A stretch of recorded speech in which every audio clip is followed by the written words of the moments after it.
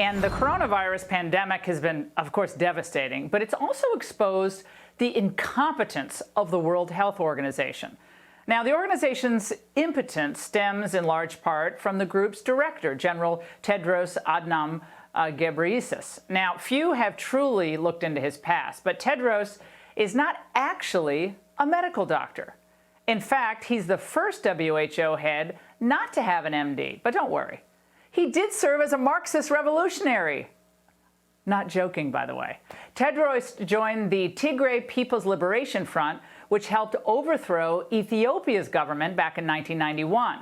Now, this is the same group the U.S. State Department labeled a terrorist organization due to its, quote, violent activities before it became part of the ruling coalition and the government of Ethiopia in May 1991. The Tigrays are now part of Ethiopia's governing coalition, a coalition that, according to the New York Times, has been criticized for displacing thousands of citizens, gunning down hundreds of protesters, and jailing or torturing political opponents and journalists. When asked about all these atrocities, the Times summarized Tedros' answer as, Ethiopia is a nascent democracy with the growing pains common to new governments.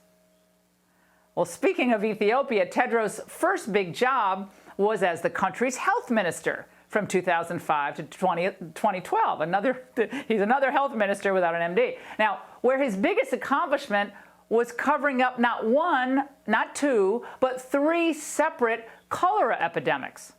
According to reports, Ethiopian officials pressured local NGOs and doctors to classify cholera cases as acute watery diarrhea, which, of course, was a lie and something the WHO officials knew at the time.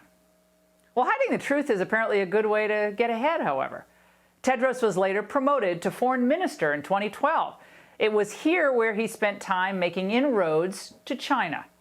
The Chinese were pumping billions into the Ethiopian economic development, but of course at a cost. China is the largest holder of Ethiopia's external debt, which Beijing knows can never be repaid. And that makes what I'm about to tell you all the more interesting. When Tedros became a candidate for WHO chief in 2017, China went all in for him. The Washington Post noted at the time that China worked tirelessly behind the scenes to help Tedros defeat the United Kingdom candidate for the WHO job. Tedros' victory was also a victory for Beijing, whose leader, Xi Jinping, has made public his goal of flexing China's muscle in the world. Well, given all that, it shouldn't come as any surprise that the WHO is now praising China's handling of the disease that they unleashed on the world. We would have seen many more cases outside China by now, and probably does, if it were not for the government's efforts. China is actually setting a new standard for outbreak response.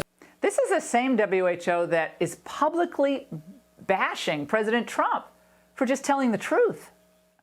I would like to begin by announcing some important developments in our war against the Chinese virus. Viruses know no borders, and they don't care your ethnicity. It's really important that we be careful in the language we use, lest it lead to profiling of individuals associated with the virus.